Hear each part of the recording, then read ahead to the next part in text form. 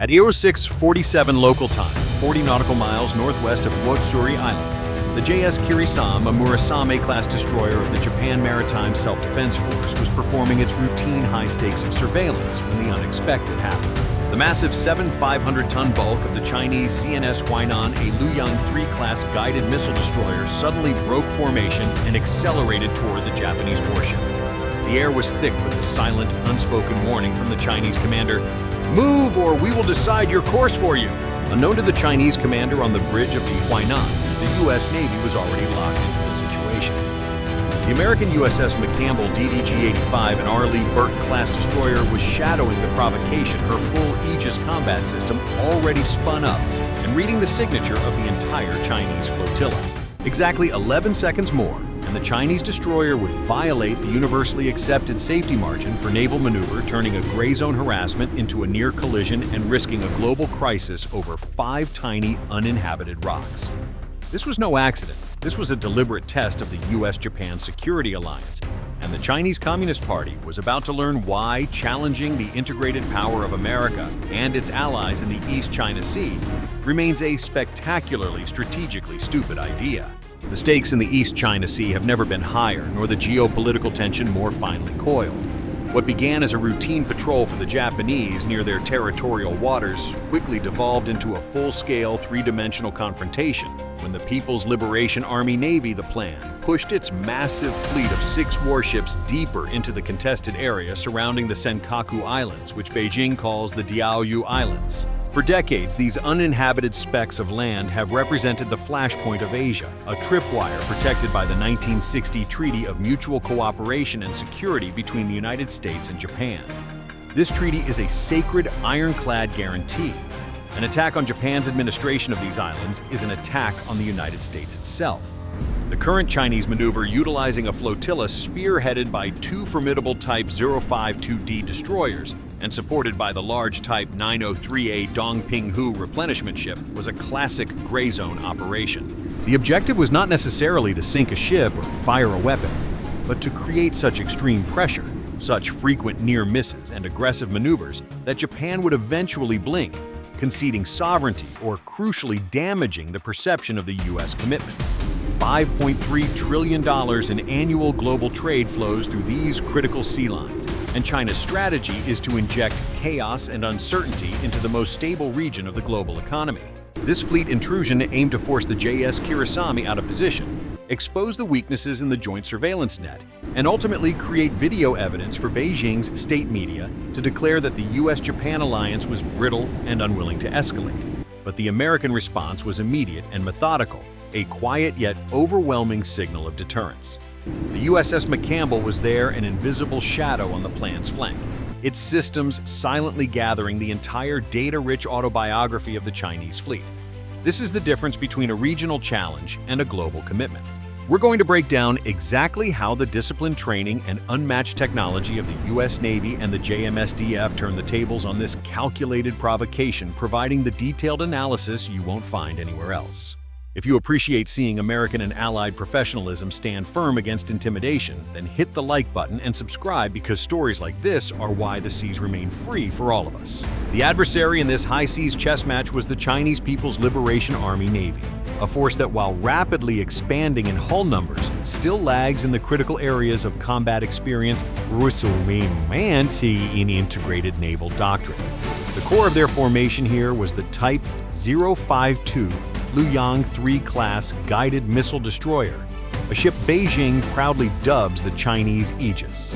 While formidable, displacing 7,500 tons and carrying 64 vertical launch system cells, the plan's approach is founded on intimidation and brute force, not the subtle art of escalation management. Their primary motivation in this area is rooted in domestic political narrative, asserting historical claims through aggressive physical presence, knowing their maneuvers will be broadcast to a nationalist audience. The psychological component is crucial. The plan expects their numerically superior fleet to instill hesitation, leading to operational mistakes in the Allied response. Specifically, the Hwainan was carrying the feared YJ-18 anti-ship cruise missile, a potent threat with an estimated range of over 290 nautical miles and a Mach 3 terminal speed designed to overwhelm enemy defenses. This is their spear.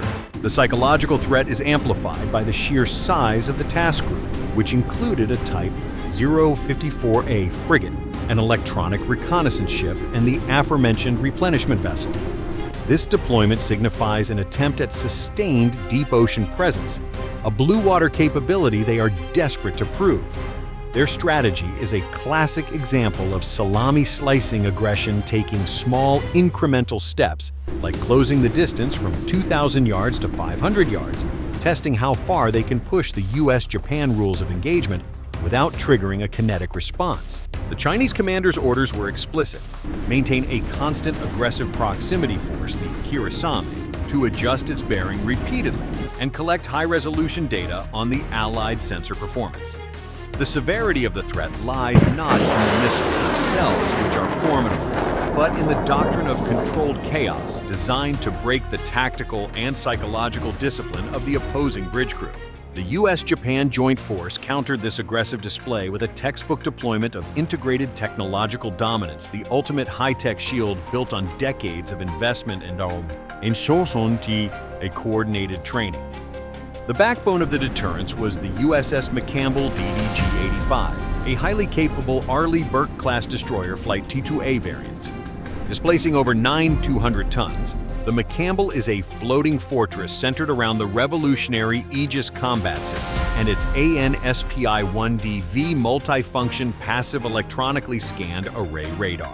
This system is the gold standard capable of simultaneous air and surface surveillance, tracking over 100 targets at ranges exceeding 200 nautical miles, giving the McCampbell and her Japanese counterpart a godlike view of the entire operational area. The U.S. warship's Mark 41 vertical launch system VLS, packing 90-plus cells, was loaded with a mix of SM-2 standard missiles for area air defense and SM-6 missiles, providing both anti-air and anti-ballistic missile capabilities with an impressive strike range well beyond 130 nautical miles. Crucially, the JS Kirisame, though smaller at 45-50 tons, was perfectly integrated via the Cooperative Engagement Capability CEC data link, allowing the Japanese ship to fire its own Sea Sparrow missiles based on the McCampbell's superior SPY-1D tracking data, effectively creating one massive networked sensor shooter platform spanning miles of ocean. The Kirisame was also equipped with its own FCS-3 active phased array radar, giving it outstanding local air defense capability. This integration means the two destroyers were not just two ships, they were two nodes in a unified defense grid sharing fire control solutions and target tracking data in near real time. The Chinese Type 052D's Type 346A AESA radar, while capable and often marketed as a peer, operates with known limitations in data processing speed and sustained multi-target engagement compared to the optimized Aegis baseline. Every system on the McCampbell was operating at Condition 3 or wartime readiness. Its ANSLQ-32 Vi-3 electronic warfare suite passively monitoring the Chinese communication bands and radar frequencies, logging every pulse, every chirp, creating an electronic signature profile that will feed into the intelligence databases for years to come. This wasn't just a physical presence, it was a devastating information operation, turning the Chinese provocation into a data windfall for the alliance. The confrontation reached its peak drama at 06:55 local time. The CNS Hwainan, having maintained a steady increase in speed, was now just 700 yards off the starboard beam of the JS Kirisame and closing fast. The Chinese captain's intent was clear: execute a high-speed close-in crossing maneuver, a dangerous and globally condemned tactic to place his 7 500-ton destroyer directly across the Kirisame's bow, forcing the Japanese ship to turn away sharply or risk a devastating collision. This would achieve their main propaganda objective, showing a Japanese retreat under duress. Inside the McCampbell's Combat Information Center CIC, the atmosphere was one of hyper-focused calm, the professional competence the veteran audience craves. Target is closing rapidly, range 700 yards and vectoring to intercept planned course line. The surface warfare coordinator announced, his voice steady. On the bridge of the McCampbell commander, David Axel Foley watched the action unfolding on the radar display. He knew the risk a collision here would be an escalation that Beijing could spin into a regional crisis. The McCampbell's crew had been trained for this exact kind of almost escalation scenario hundreds of times, and their doctrine was absolute. Maintain course and speed show commitment, but be ready to defend the Japanese ship. Foley gave the order, ANSLQ-32 active mode standby, commence electronic tracking, and obtain full fire control solution on the Huainan's 130mm main gun radar. Alert the MSDF command, we have them painted, locked, and ready. This was the critical moment. While no weapon was physically fired, the ANSLQ-32 began generating an overpowering amount of focused radio frequency energy designed to passively corrupt the Chinese ship's sensors and communications, flooding them with electronic noise. Simultaneously deep in the CIC, the Aegis system achieved a fully locked fire control solution on the Huainan's hull, the tactical action officer's hand hovering over the engage button for a standard missile, a final absolute warning. On the bridge of the Huainan, the Chinese captain saw two things happen in rapid succession. First, his own radar and communication suite suffered a sudden, inexplicable degradation, with key targeting data flickering and losing coherence. Second, the Japanese Kirisame and the American McCampbell, in perfect simultaneous defiance, did not alter their course or speed. The message delivered not by radio, but by unwavering professional presence was unmistakable. We are locked, integrated, and ready to meet, force with force. Seeing the unblinking, synchronized stance of the two Allied destroyers, and feeling the silent, overwhelming electronic pressure, the Chinese commander made his choice. At 06:56, just 350 yards from the Kirisame's bow, the Huainan reluctantly aborted its close-in crossing and veered hard to port, its massive wake churning the water in an unmistakable maneuver of tactical retreat. The pressure gauge had hit its maximum, and the Chinese had flinched first. In the minutes that followed the Chinese vessel's sharp turnaway, the dramatic tension bled out of the area, replaced by the cool, meticulous professionalism that defines the U.S. Navy and the MSDF. The chaos was over, but the consequence was just beginning. The CNS Huainan rejoined the main plan formation, its speed dropping from 30 knots back to a standard 12, its provocative sortie having failed completely to disrupt the Allied patrol. The mission for China was a failure, exposed not only by the immediate tactical retreat, but by the public demonstration of the U.S.-Japan alliance's deep-seated strength. The USS McCampbell and the JS Kirisame maintained their exact course and speed, making a silent, powerful statement. We dictated the terms of engagement, and you complied. The price of this Chinese provocation was paid in several distinct ways. First, the strategic cost. The very act of the Chinese acceleration and sensor activation provided the Allied intelligence units with high-value operational data on their opponent's speed profiles, maneuverability limits, and electronic signatures. The ANSLQ-32 suite had collected everything from the specific frequency bands used by the Chinese IFF transponders to the subtle electronic chatter between their ships. Second, the cost in time and resources. The aggressive high-speed maneuver burned thousands of gallons of precious fuel, added unnecessary wear to the Huainan's gas turbines, and resulted in nothing but a public loss of face. The immediate result was an undeniable Allied victory. The U.S. commitment to Japan was reaffirmed on the high seas. The combined naval formation was never broken, and the Chinese were forced to revert to simple shadowing the status quo they had desperately sought to overturn. For the crew of the McCampbell, the post-climax rhythm was relaxing and methodical.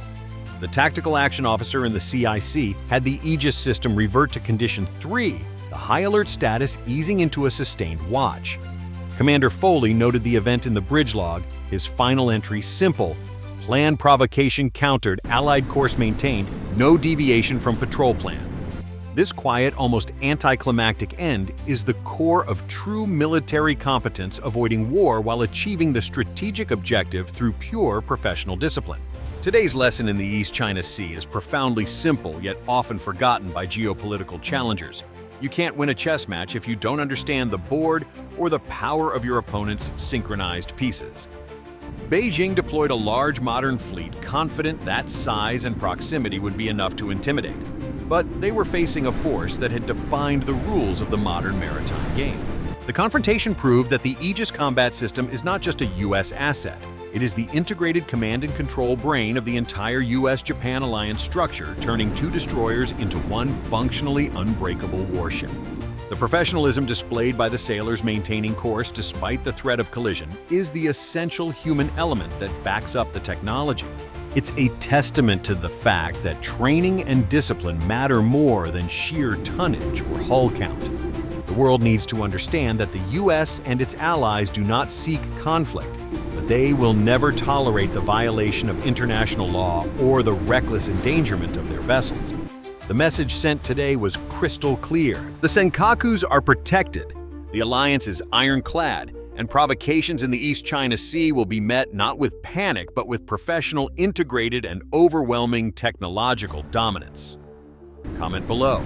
Do you think the US Navy and JMSDF should have gone further to physically deter the Chinese fleet?